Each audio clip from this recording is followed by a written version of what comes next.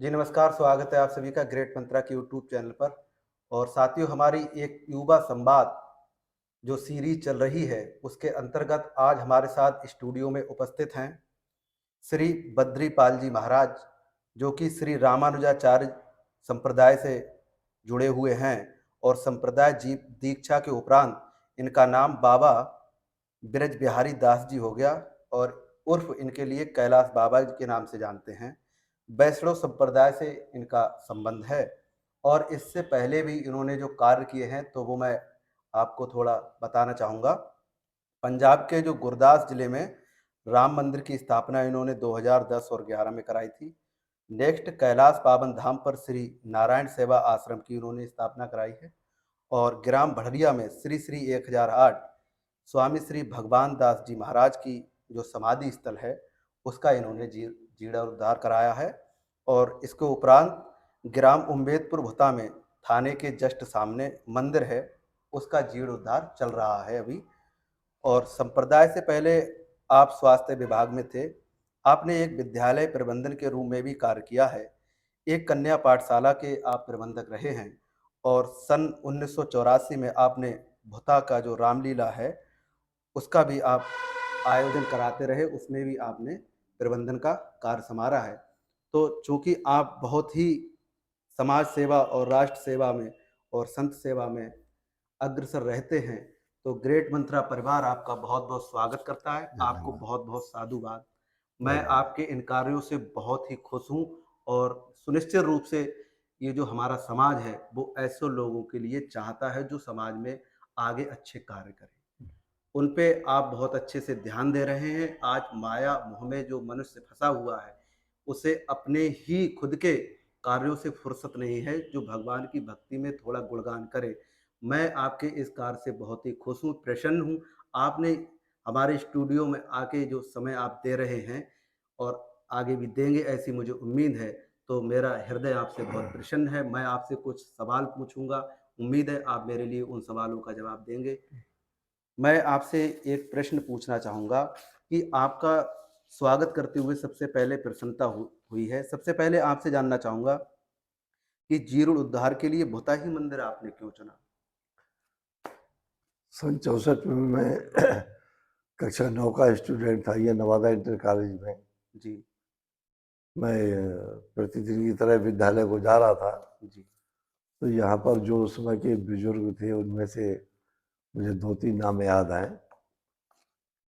उन्होंने यहाँ लाला संत कुमार से ये जगह लेकर दान में जी, और यहाँ पर मंदिर बनवाया और धर्मशाला बनवाई। तो जब मैं पढ़ता था यहाँ पर, पढ़ने के लिए जा रहा था, तो उन्होंने कहा था कि बेटा थोड़ी देर रामायण पढ़ जाओ।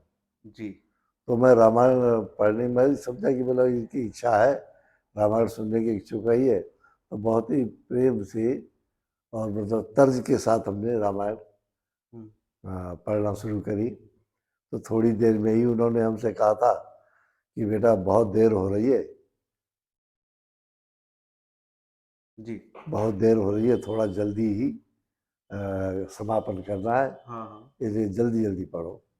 तो वो शब्द मुझे अभी तक याद है। और अब जब कुछ मैंने ये देखा कि इसकी तरफ कोई ध्यान नहीं है, कुछ हमारे ब्राह्मण समाज के हुँ, आ, पूज्य जब पंडित जमुना प्रसाद जी, इन्होंने यहाँ पर बड़ा योगदान किया, जी, बड़ा संभालते रहे। हालांकि उसमें बड़ी गरीबी स्थिति थी, उस चीज़ को लेते हुए उन्होंने अपने मतलब स्वाभिमान को बचाते हुए जी, इसकी सेवा करी। वो भी चल बसे अपनी उम्र आयु के अनुसार। जी, तो मुझे ये सब आभास होता रहता था। अचानक जो है कि जब मैं साधु बन गया, जी, तो एक दिन मैं भिक्षा मांगने के लिए आया था यहाँ। जी। तो साल भर की भिक्षा हम एक ही बार मांग लेते हैं, बार बार नहीं जाते। जी, तो उस उद्देश्य को लेकर हम आए थे, तो इसमें पुलिस वाले रह रहे थे जी, और बहुत ही जीर्ण व्यवस्था थी इसकी, टूट गया था। लेकिन वो अपना बरसात के जो दिन थे उससे अलग थलग हट के रहते थे वो। जी। तो उनकी जो उसमें धर्मशाला में मीट बन रहा था, जी। तो मुझे ये सुन के बड़ा अफसोस हुआ कि यहाँ पर आगे मंदिर है और पीछे धर्मशाला है, जी। और यहाँ पर खाने पीने की व्यवस्था दारू और मीट से हो रही है, तो क्यों ना। हम्म। तो आज अफसोस हुआ। लेकिन जब वो वक्त आया सन पिछली साल, कौन सी सन, 22 में, जी। 2022 में अक्टूबर के महीने में हमने ये निर्णय लिया कि क्यों ना हम इस मंदिर को देखें, जी। और हम आ गए। बहुत खुशी।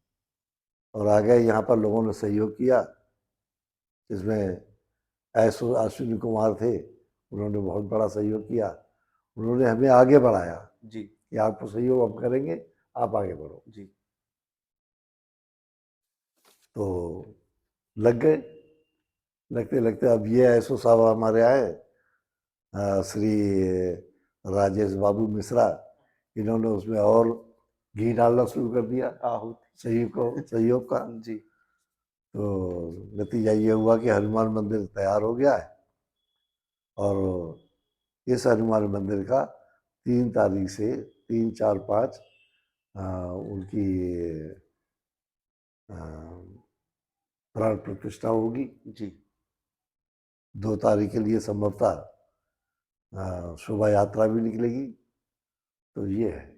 जी, मेरा आपसे अगला प्रश्न है कि आपके जीवन का लक्ष्य मंदिरों का जीर्ण-उद्धार हो गया है, लेकिन उनके लिए आपको कई दुश्मन भी बन गए होंगे शायद।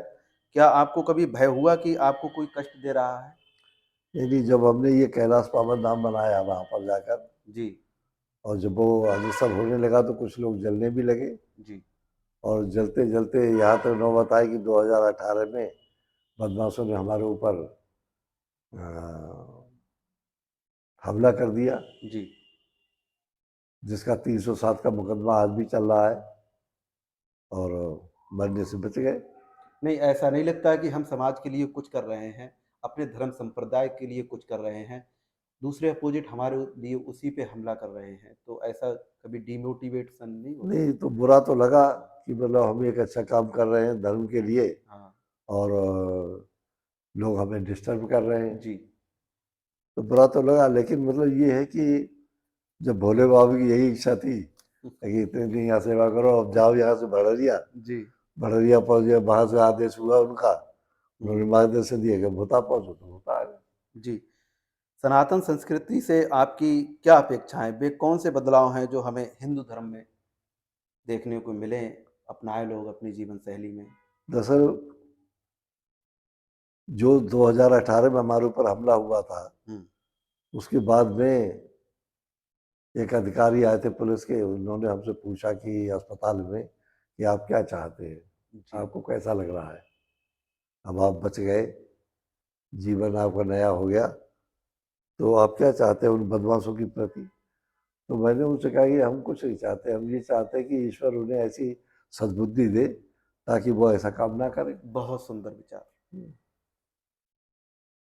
तो उनकी पत्नी बोली कि आखिर ऐसा आपने इतना विचार क्यों किया।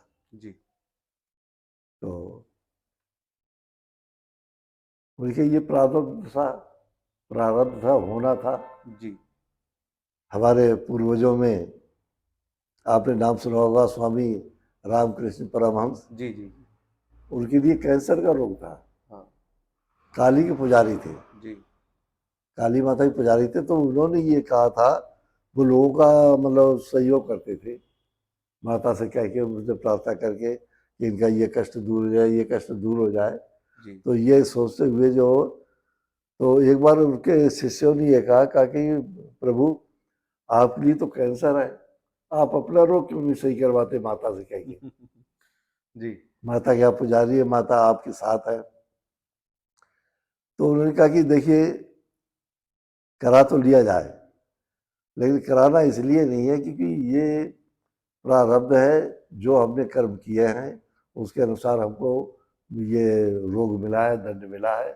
उसके लिए हम उधार खाते में नहीं छोड़ेंगे, ना हम माता से कहें जाता है शरीर तो जाए। जी। तो उनका जो उदाहरण था, उससे हमको दम मिली, उससे हमें ताकत मिली जी। कि जो होता है वो ईश्वर की मर्जी है, हो गया हो गया। आपने यहाँ खाटू श्याम की प्रतिमा लगाने का संकल्प उठाया है। आपकी लोगों से क्या अपेक्षा है? क्या लोग इन नए परिवर्तनों को स्वीकार करेंगे? लोगों के अंदर एक प्रेरणा होना चाहिए, एक जागरूकता होना चाहिए कि भगवान राम के भक्त रहे हैं श्री हनुमान जी, जी। तो भगवान कृष्ण के भक्त रहे हैं खाटू राम जी, खाटू श्याम, बरबरी, जिन्होंने अपना शीश देने में देर नहीं लगाई और उनके हृदय में वास हो गया। तो आजकल आदमी नर्वस हो जाता है कि अब तो हार गए, ऐसा कर करके अब हमारा बस नहीं होता है कि हम आगे कुछ करें, तो हारे का सहारा खाटू श्याम है। बहुत अच्छी, सही ये अच्छी बात। जब हारे का सहारा खाटू श्याम है तो वो सहारा बनेंगे सबके। ये है। आप देखते ही होंगे कि थाने के पास का मंदिर है, बहुतों के मन में ये खटकता है। इससे क्या कहेंगे आप? अभी तक कोई व्यक्ति ऐसा आया नहीं है सामने जिसने विरोध किया हो। खुल के हाँ, सहयोग तो किया है, लोगों ने सहयोग तो किया है, पर खुल के कोई नहीं आया। अंदर-अंदर तो होंगे। हो सकता है। चलो ईश्वर सब देखेगा। हाँ। अच्छा, पुलिस जनता के बीच एक भय रहता है। जी। ये कैसे खत्म होगा? क्योंकि थाने के पास के मंदिर पर लोग अक्सर पुलिस थाने की वजह से कतराते भी होंगे, ऐसा कुछ? अभी तो ये व्यवस्था वहाँ हो ही नहीं पाई है जी। कि जिस भव्यता के साथ में पूजा पाठ आरती वगैरह हो, हुँ, वो हो जाए, वो अभी समय आ नहीं हुँ। पाया है। इतने वर्षों में आप कभी निराश भी हुए होंगे कि ये जो हम काम कर रहे हैं, ये संसार में सभी लोग हमारा सहयोग देंगे, ये आशा भी होगी। ये नहीं देंगे ईश्वर कराएगा, हम करेंगे। ये सभी को लगता है कोई व्यक्ति संसार में है वो कार्य करता है। तो इससे अगर कोई नए व्यक्ति चाहे वो पढ़ाई के क्षेत्र में हो, शिक्षा के क्षेत्र में हो, बिज़नेस के क्षेत्र में हो, हर व्यक्ति का अपना अलग प्रोफ़ेशन है, तो वो व्यक्ति अपने आप को हमेशा मोटिवेट कैसे रखे? कार्य में हमेशा निरंतरता कैसे लाए? देखिए, अगर ईश्वर पर उसके भरोसे कोई काम किया जाएगा तो निराश होगा ही नहीं, कि अगर कुछ अड़चन आ गई बीच में तो ये भी उसकी मर्जी है, उस कांटे को दूर कर देना ये भी उसकी मर्जी है, हुँ। इसलिए हम निराश होते ही नहीं। आज की युवा पीढ़ी पश्चिमी सभ्यता से बहुत ज़्यादा आकर्षित है और प्रेम प्रसंग में बहुत ज़्यादा लिप्त है। ईश्वर, प्रार्थनाएँ, उपासनाएँ, पूजा-पाठ, लोगों के आचार-विचार, हर चीज़ में परिवर्तन आया। आज का युवा अगर पश्चिमी सभ्यता को अपना रहा है, तो क्या वो उत्थान की ओर जाएगा या पतन की ओर जाएगा? फिर देखिए, हमारी उम्र के हिसाब से जब हम उसका मनन करते हैं कभी कभार, तो ये लगता है कि सब पतन की तरफ जा रहे हैं। जी, और जो हमारी पुस्तकें थी, किसी समय उन पुस्तकों में जो हमारे पूर्वज की कहानियां थी, वो खत्म कर दी गई हैं। जी, जब हमारी संस्कृति को दोहराने की कोई चीज पुस्तकों में है ही नहीं, जी। तो फिर पतन की ओर ही जाना है। आजकल मैं देखता हूँ थाने के सामने हुँ, लोग आते हैं, कहते हैं कि क्या होता है महाराज, हमारे लड़कों ने ऐसा किया, वैसा किया, वैसा किया। जी। तो ये क्या है कि संस्कृति का लुप्त होना, वहाँ कुछ पता है ही नहीं। अगर कुछ संस्कृति उन्होंने पढ़ी होती कि भगवान राम का क्या शिष्टाचार रहा है, भगवान कृष्ण का क्या शिष्टाचार रहा है, या किसी संत का या किसी भक्त का क्या रहा है, क्या कहानी उसकी रही है, उसके पीछे क्या राज रहा है, हमारी संस्कृति कहाँ जा रही है, कहाँ नहीं जा रही है, वो कुछ है ही नहीं। अब तो पुस्तकों में ये दे दिया है कि हाउ विल यू अर्जन अरेंजमेंट दी मनी, बस ये है, पैसे को कैसे धन कैसे कमाया व्यवस्थित जाए, करें? हर वक्त उसी में लगना है। और हमने भी किसी को सहयोग किया था। कई साल पहले एक बच्चा तो 2006 थी शायद। 2006 में एक बच्चा अपने माँ बाप से लड़ रहा था कि मुझे मतलब इस ये हवाई जहाज की ट्रेनिंग करवाई जाए जी और तुम 50,000 रुपये खर्च नहीं कर सकते आप लोग। अच्छा लड़का था, ब्रिलियंट था। तो मैं अचानक आ गया तो मेरे पास 60,000 रुपया रखा हुआ था। जी तो हमने कहा कि मन में सोचा कि इस लड़के की इतनी जिज्ञासा है तो क्यों ना इसके लिए आगे बढ़ाया जाए। जी तो हमने कहा चलो तुम्हारा एडमिशन हम कराते हैं। तो हमने उसका एरोनॉटिकल विद्यालय है, स्कूल है, इंजीनियरिंग कोर्स की लखनऊ में, कानपुर रोड पर। तो वहाँ उसका एडमिशन करवाया। एडमिशन उसका बड़ी जल्दी हो गया क्योंकि उसकी इंग्लिश मीडियम थी। अच्छा होशियार लड़का था और वो कमा रहा है, खा रहा है। लेकिन जिस कल्चर में वो पहुंच गया उसके अंदर वो संस्कृति नहीं थी कि आखिर हमारे साथ किसी ने सेक्रीफाइस किया है या कोई सहयोग किया है तो कभी उनको भी याद कर ले, कोई उनका भी जरूरत नहीं। धन्यवाद कर दें। हाँ लेकिन नहीं। यही कमी है। हाँ।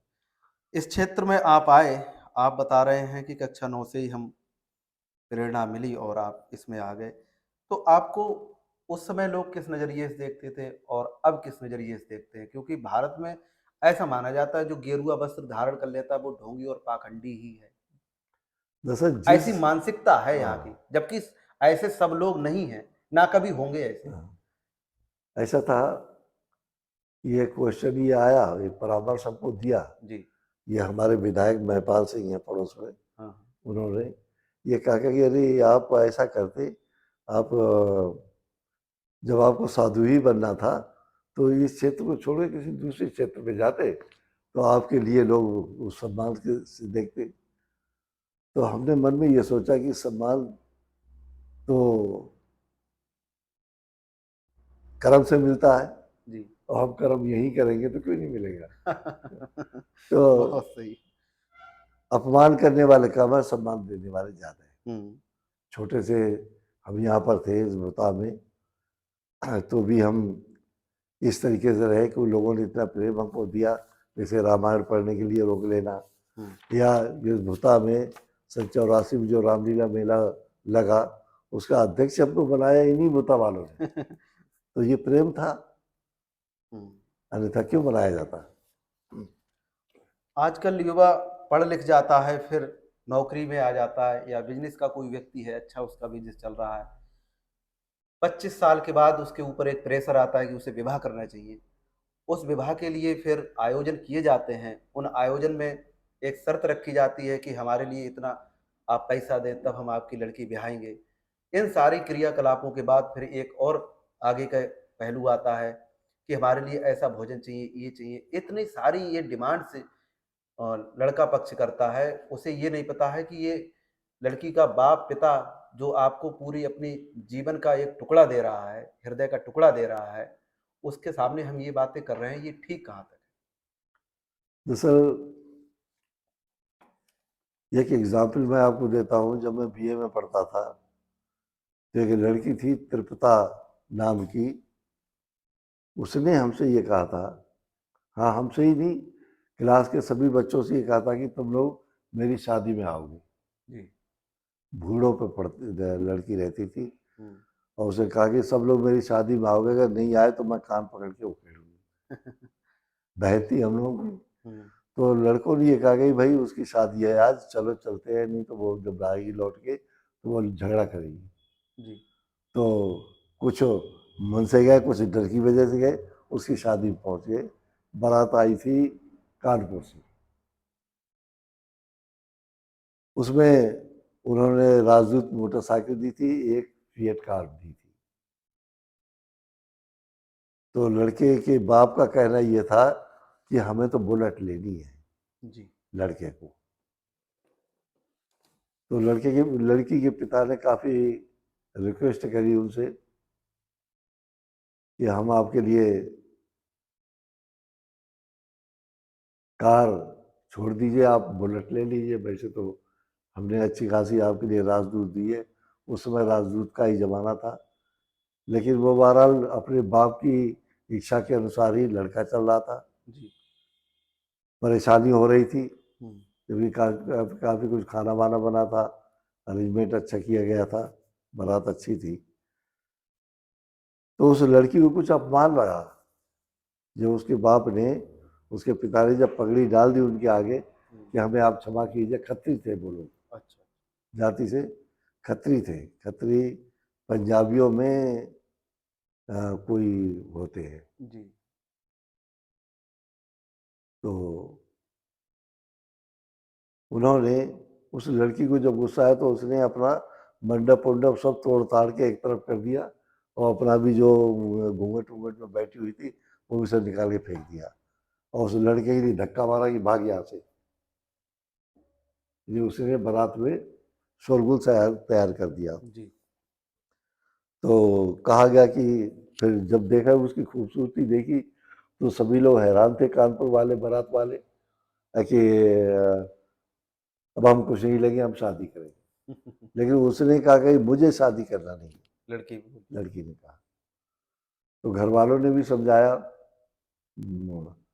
कि शादी कर लो बेटा, बहुत खर्चा हो गया है, और मतलब इतना खाना बना हुआ है, ये है वो है। उसे कहा कि कोई चीज़ बेकार नहीं जाएगी, और शादी भी होगी लेकिन यहाँ से नहीं होगी। जब उन लोगों के लिए बेइज्जती महसूस हुई, और उसकी ताकत थे उसके भाई बंद हमले से, जी। इसी के बल पे उसे सब ये तूफान खड़ा कर दिया। तो जो भी 100-200 लड़के थे वहाँ पर उसकी बारात में, वो सब अपनी मतलब तैयार थे मारने पीटने के लिए उन लोगों को, जी। ये भगा दो इसके लिए बारात वालों को, ऐसे ही इस तरह जिसने हमारी बहन की अपमान किया है, घर वालों को अपमान किया है। तो फिर वो तो सब क्षम हो गए। तो उसे ये कहा कि इस समाज में जो कोई मुझसे शादी करना चाहे वो निकल आए बाहर, जी। किसी भी बिरादरी का हो, कैसा भी हो, वो आ जाए, ताकि जो है हमारा विवाह हो जाए, हमारे घर वालों का मतलब जो है कि नुकसान ना हो। तो राम सिंह नाम का एक लड़का जो था, वो बीए प्रीवियस में पढ़ता था, वो निकल के आ गया। जी। राम सिंह पिथौरागढ़ का रहने वाला था। तो उसने, वो निकल आया, ये हिम्मत दी भगवान ने, जी। और उसको ही पकड़ के बैठा लिया मंडप पे, और उससे उसका विवाह हो गया। वो लड़का ट्यूशन पढ़ाता था, अपना खर्चा चलाता था, और कारपेंट्री स्कूल जो है जहाँ पे ये डिग्री कॉलेज बना हुआ है लड़की हुआ, हाँ। यहाँ पे ये आनंद आश्रम के सामने, हम्म। ये कारपेंट्री स्कूल था। अच्छा, अच्छा। तो प्रिंसिपल साहब के बच्चों को वो पढ़ाता था, और उन्हीं के सानिध्य में रहता था। ठीक। तो उससे जब इंटरव्यू लिया गया तो उसने कहा कि मैं फला जगह रहता हूँ। तो उन प्रिंसिपल साहब के घर पे खबर भेजी। उसमें फ़ोन वोन तो थे नहीं। जी। सूचना भेजी कि वो लड़का आपके यहाँ रहता, राम सिंह के यहाँ, कि वो अपनी बहू के लिए विदा करा के लाइए आप, ऐसे ऐसे विवाह हो गया उसका। जी। तो बहुत ही खुशी से उनने अपने इर्द गिर्द के लोगों के लिए बताया। सभी लोग गए वहाँ से विदा करा के लाए, जो कुछ सामान था सब कुछ दिया गया। तो उसने ये कहा कि ये कार वार मुझे नहीं चाहिए, जी। इसकी मुझे कोई आवश्यकता नहीं, हम्म। ना हमको मोटरसाइकिल चाहिए, हम ऐसे ही सादा सही है, हमको एक पत्नी चाहिए, वो हमें मिलेगी। तो उसने जितना भी अरेंजमेंट किया गया था हर किसी के लिए नेगलेक्ट कर दिया कि मुझे कुछ नहीं चाहिए, खास चीज़, विशेष चीज़ है पत्नी, वो हमें मिल गई, और हम मेहनत करेंगे और कमाएंगे, खिलाएंगे। लेकिन उन लोगों ने क्या किया कि वो कार और मोटरसाइकिल वगैरह वगैरह चीज़ें बेच के, जो कि वापस कर दी, बेच दी, और इतना जितना धन मिला था, जितना वो देना चाहते थे उससे और कुछ ज़्यादा दिया जी। लोगों ने, और पास पड़ोस के लोगों ने सहयोग किया। सहयोग किया। नतीजा ये हुआ कि उसने किशोर बाजार जो है उसके सामने ही दुकानें खरीद ली, और वो जो है कि परचूनी दुकान चलाई, व्यापारी बन गया। और वो व्यापारी बन गया, जी। और पति पत्नी का बड़ा अच्छा जीवन कट गया होगा। अब तो वो भी नानी दादी सब कुछ हो गई होगी, जो मेरी हुई ये उम्र हो गई तो वो भी इसी किस्म का होगी। जी। जी। तो हमने तो ईश्वर से ही प्रार्थना करते हैं कि हमारी उस बहन के लिए बड़े प्रेम से ईश्वर आगे बढ़ाए, उसके परिवार को खुश रखे, यही संस्कृति है। आजकल एक बहुत नया प्रचलन चला है मोबाइल का। मोबाइल ऐसा माना जाता है कि जीवन का एक अंग हो गया है। जैसे हमारे ये शरीर के अंग है, ऐसे ही उनमें एक गिना जाने लगा। क्या ये मोबाइल आज के युवाओं को बिगाड़ नहीं रहा है? ये बहुत बिगाड़ रहा है। अभी कल ही थाने में मैं देख रहा था कि एक सज्जन रो रहे थे जी। कि हमारी लड़की चली गई, तो उसके पास मोबाइल था। हुँ। मोबाइल से ये एक एग्जाम्पल नहीं था, कितने कैसे क्या है, ये बिगाड़ रहे हैं। जिस हमारी गवर्नमेंट ये सोच रही कि इससे एक सहूलियत है एजुकेशन के लिए, तो सहूलियत तो है, पर प्रयोग गलत है। हाँ, अब वो जिसके लिए सहूलियत की आवश्यकता है उसके पास हो तो ठीक है, लेकिन हर किसी के पास है। जिसके लिए उसका महत्व मालूम ही नहीं है, उसके पास भी है। ऐसा नहीं बंदर के हाथ में छुरा थमा दिया हो। ऐसा ही है, ऐसा ही चल रहा है। जी। एक व्यक्ति पढ़ाई भी कर रहा है और वो चाहता है कि मैं अध्यात्म से भी जुड़ा रहूँ। क्या ये दोनों कार्य संभव हैं? बहुत संभव है। बिज़नेस करते हुए भी अध्यात्म जुड़ सकते हैं? हाँ हाँ, थोड़ा जुड़े हुए मार्गदर्शन लोग करें। लोग जुड़े हुए हैं। जी। भाई हर दुकान पे आप देखिए, ये सब व्यापारी है, उनके काउंटर के पास में एक छोटा सा बंदर जरूर होगा, जिसके लिए आते ही आते वो जो है अगरबत्ती धूपबत्ती अपनी दिखाते हैं, प्रार्थना करते हैं, प्रभु हमारा व्यापार अच्छा चले आज का। कोई व्यक्ति जब धार्मिक किताबें पढ़ता है, पुस्तकें पढ़ता है, साथ ही वो कॉम्पिटिशन का एग्ज़ाम भी उसकी भी तैयारी करता है, तो समाज में ऐसी एक भ्रांति बन जाती है कि व्यक्ति अगर ये अध्यात्म पढ़ेगा, तो ये शादी नहीं करेगा और शादी नहीं करेगा तो वंश आगे नहीं बढ़ेगा। तो वो लोग, समाज के लोग और परिवार के लोग ये चाहते हैं कि वो अध्यात्म की ओर ज़्यादा अग्रसर ना हो। मैं तो ये कहूँगा ये उनकी अज्ञानता है। जी।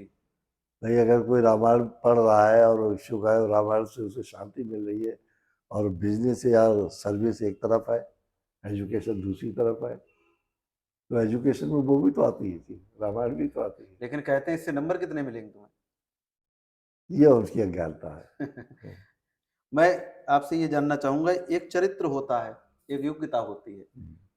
तो आज ये सरकारें चरित्र पर ध्यान दे रही है, योग्यता पर ध्यान दे रही है। इनमें से सरकार किस पर विशेष ध्यान दे ताकि ये राष्ट्र के युवा, ये राष्ट्र की जो रीढ़ है, ये इस समाज को, इस राष्ट्र को और आगे ले जाए?